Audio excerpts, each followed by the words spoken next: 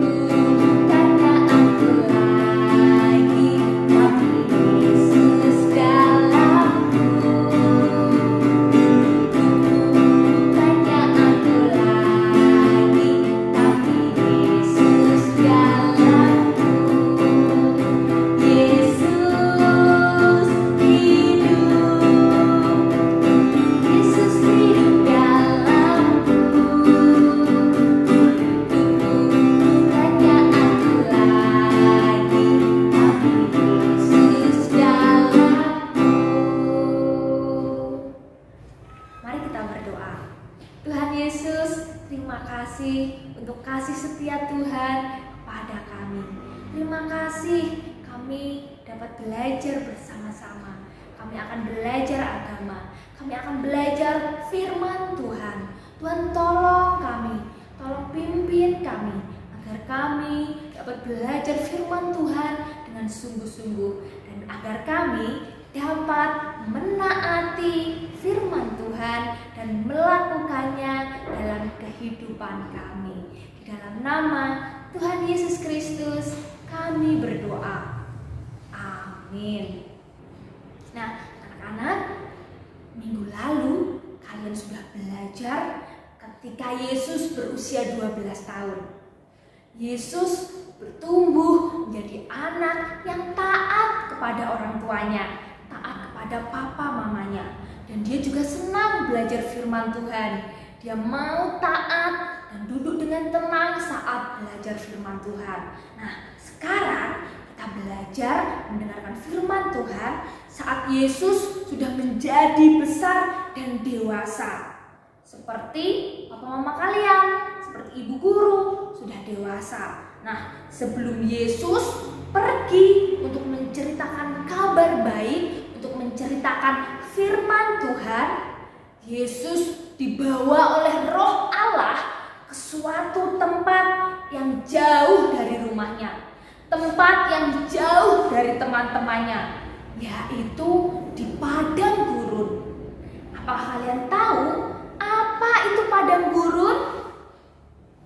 Padang gurun adalah tempat yang sunyi, yang sepi dan tandus. Di padang gurun tidak ada siapa-siapa, tidak ada makanan, tidak ada minuman, yang ada hanya batu-batuan dan rumput liar. Di sana Yesus berpuasa selama 40 hari 40 malam. Apa itu puasa? Puasa itu tidak makan dan tidak minum. Dan Yesus berpuasa selama 40 hari 40 malam. Bagaimana kalau berpuasa 40 hari 40 malam? Tentu badannya lemas karena tidak makan dan tidak minum. Nah, pada waktu itu iblis melihat Yesus dengan tubuh yang lemas, lapar, dan haus. iblis mau menggoda, mau mencobai Yesus supaya dia berbuat dosa seperti kita. Apa yang dilakukan oleh iblis kepada Yesus? Dan bagaimana sikap Yesus? Bagaimana Yesus melawan godaan iblis? Nah, anak-anak, iblis itu datang pada Yesus dan dia membawa batu. Dia mengatakan, jika engkau anak Allah, ubahlah batu ini menjadi roti. Yesus menjawab bahwa manusia hidup bukan hanya dengan roti, tetapi dengan firman Allah. Yesus menaati firman Tuhan. Dia selalu mengingat firman Tuhan. Dan dia mengalahkan iblis dengan firman Tuhan. Nah, anak-anak, iblis menggoda Yesus melalui makanan. Tapi Yesus katakan bahwa kalau kita hidup di dunia ini, itu bukan dari makanan saja, tetapi dari firman Tuhan. Kita harus belajar firman Tuhan, kita harus menaati firman Tuhan. Dan berdoa itu adalah kebutuhan kita sehari-hari, kebutuhan anak-anak Tuhan sehari-hari, seperti makanan, agar kita selalu dekat dengan Tuhan dan kita mau terus taat dengan firman Tuhan. Akhirnya iblis itu pergi. Yesus menurut kepada firman Tuhan daripada menurut kepada perkataan iblis. Apa yang Yesus gunakan untuk melawan iblis? Iya, firman Tuhan. Nah, tak lama kemudian iblis itu datang lagi. Iblis itu belum juga mau menyerah, belum juga mau kalah. Dan dia mau mencobai lagi untuk membuat Yesus tidak taat kepada Allah dan berdosa. Iblis itu senang supaya anak-anak Tuhan itu tidak taat kepada Tuhan dan berbuat dosa. Itulah yang dilakukan oleh iblis. Iblis itu datang lagi kepada Yesus. Iblis itu membawa Yesus ke tempat yang tinggi dan disuruh melihat semua kemegahan, semua kemewahan yang ada di dunia. Iblis itu katakan, kalau mau menyembah kepada iblis, maka semua keindahan kemegahan dunia itu akan diberikan kepada Yesus. Iblis itu menggoda Yesus. Dia tahu firman Tuhan, tapi dia memutarbalikkan firman Tuhan itu. Tapi Yesus taat kepada firman Tuhan. Yesus mengatakan bahwa hanya Allah saja yang harus kita sembah. Iblis itu terus tidak mau kalah. Dia terus menggoda Yesus. Dia mengajak Yesus ke tempat yang tinggi dan mengatakan, kalau engkau anak Allah, terjunkanlah tubuhmu, maka malaikat itu akan menatangmu.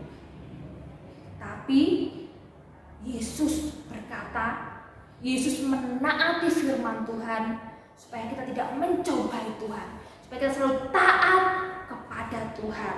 Nah, anak-anak, godaan iblis itu juga datang kepada kita, karena iblis itu ingin supaya anak-anak Tuhan itu tidak taat kepada Tuhan, supaya mereka berbuat dosa.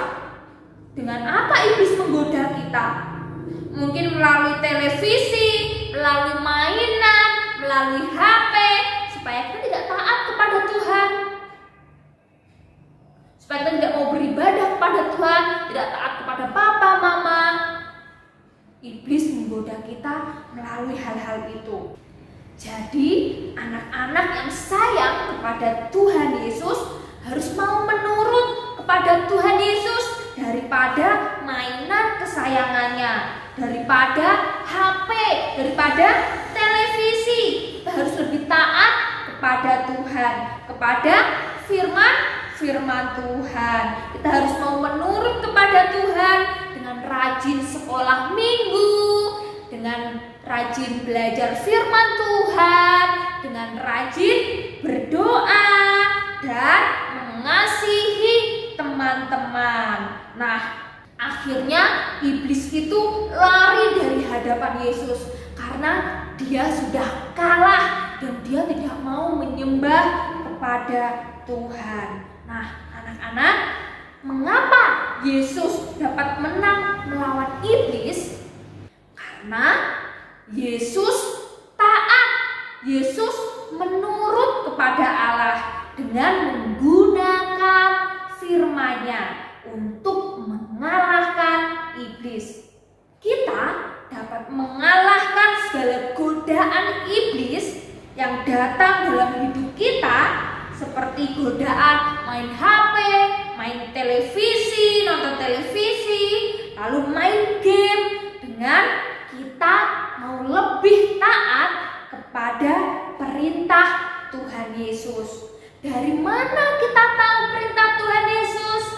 Dari Alkitab, dari firman Tuhan. Nah, siapa yang mau menang melawan iblis? Kita dapat menang melawan iblis kalau kita mau sungguh-sungguh percaya pada Tuhan Yesus dan kita mau taat kepada Tuhan Yesus. Kita mau taat kepada firman Tuhan seperti yang Yesus lakukan. Yesus menang melawan iblis karena dia menaati Tuhan, menaati firman Tuhan. Anak-anak, iblis senang kalau anak-anak Tuhan tidak taat. Untuk itu, kalian dapat menang melawan godaan iblis dengan mau taat kepada Tuhan dan belajar firman Tuhan. Sekarang, ayo kita ucapkan ayat hafalannya bersama-sama. Mazmur pasal 26 ayat 1c.